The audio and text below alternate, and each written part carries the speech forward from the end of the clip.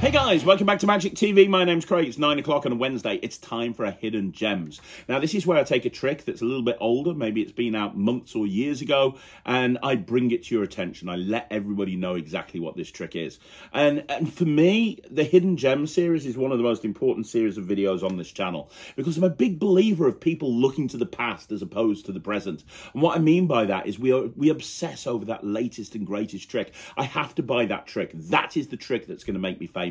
I have to buy that trick. That's the trick that's going to make me famous. Whilst in reality, there's no such thing as a trick that's going to make you famous, but there are amazing tricks. And because we're looking at the latest tricks, we forget about the tricks that have been around for years gone by. And it's a shame. It's a real shame. So what I do on this series is I talk about some of the oldest tricks that have been out from years and years and years ago, and I talk about why they are so awesome. Anyway, with that being said, today I'm going to be talking about a trick called Burglar Ball. Now, this is by Tenyo Magic, and Burglar Ball is... I see a lot of people dismiss it because it kind of looks a little bit like a toy. A lot of people do that with Tenyo Magic. I'm not going to do that. And there are, don't get me wrong, there are certain tricks from Tenyo that I would never perform in the real world in a million years. This is not one of them. I would be more than happy to do this. I had a friend who was a very busy restaurant magician. He's emigrated now. But he used to do this in every single gig. And there's a lot to love about this trick. Now, I do it very differently to what the instructions tell you to do it, or slightly differently. I'm going to show you my performance now, and then we'll talk about the differences and why Burglar Ball by Tenyo is so good. Let's have a look at performance. I'm here with Jack. How are you doing, Jack? Burglar Ball. Burglar Ball. Did you nick it? Called. Yes. There's a few things in here. I've got, first of all, a couple of elastic bands. You can have a look at those. They're good? Yeah. Perfect stuff. And as well as that, I have a little, well, you can have a look at this little box first. There's a lid. It's see-through, so you can see through it all the time. Make sure there's no wires, magnets, trapdoors, secret compartments, chocolate-covered midgets. Chocolate-covered midgets? You never know. What film have you been watching? Oompa Loompas.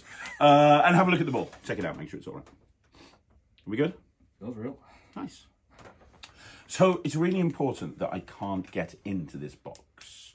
And that's where the elastic bands come in. I'm going to take two elastic bands and I'm going to like wrap them around again and again and again, so they're nice and tight. And the reason is I don't want to be able to be accused of taking this lid off. So if I wrap one around that way, and then I wrap the other one around that way, over and over and over and over and over like that, I'm sure you'll agree that now there is absolutely no way I can get this ball into this box, because in order to do that, I'd have to take the elastic bands off the box, I have to take the lid off and put the ball back in. That does seem pretty expensive. How long do you reckon it would take me to get the ball in there with the elastic bands still in position? So in other words, I have to take the elastic bands off, I'd have to take the lid off, put the ball in, put the lid back on, wrap the elastic bands back up again. How long do you reckon it would take me? What about a minute? I'm going to do it in a second. Now, if you've seen David Copperfield, he walked through the Great Wall of China. Somehow. I'm not going to walk through the Great Wall of China, but I'm going to use this ball. I'm going to try and do a similar sort of thing. I'm going to have it walk through the walls of this box. It looks like this. Watch. 1, 2, 3. And look, the elastic band actually broke into 1,000 pieces as I did it. But I want you to see that it really has gone through. Let me take the lid off. And you can see the ball in there. You can have a look at the ball. You can have a look at the broken elastic band. And that is Burglar Ball.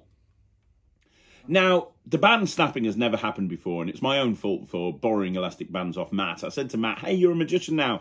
Have you got some elastic bands? I want to do Burglar Ball. And he was like, no, I've got these 3 that have been on my wrist for like 3 years. And I'm like, they look nasty, but I'm desperate. Let's use those. So I used those elastic bands, and obviously we had a bit of a snappage at the end. It literally broke into 3 pieces. That would never normally happen, because normally what happens is, boom, it just goes in, and you take the first elastic band off, you take the second elastic band off, and the ball's in the in the box. Now, let me explain what I love about this. There's a few things. Now, first of all, I don't use a handkerchief. Tenyo's instructions tell you to cover the thing up with a handkerchief and do it underneath the handkerchief. But I think it looks really good just doing it out in the open in front of everybody, just having the ball there, having the box there and going boom and just having it go in. I think that looks absolutely fine. I think it looks better that way than having to carry around a handkerchief as well. So that's my kind of addition or variation of the original Burglar Ball. But let me tell you about what I love about this routine so much. So first of all, it's a see-through box. They can see everything. There's nothing gimmicked, unlike a lot of Tenyo stuff. There's nothing gimmicked. Everything's examinable before, everything is examinable at the end. It's a very interesting trick. It allows you to focus on so many different presentational points. So in the performance, I talked about David Copperfield during the Great Wall of China. That's a great hook. You can also, this is a great trick to do if you're going to do an illusion show later on, and you know you're going to do a trick that maybe you penetrate into a box, or you penetrate through something like if you've ever seen Amethyst and Danny Hunt, he does this trick where he walks through a glass, a sort of a metal plate. He does it in every show and it looks amazing. This would be a perfect trick for him to do before he goes into that, because you know, it just fits the theme perfectly. And because it's see-through, there's nothing to hide. You just visually see that moment where it goes in.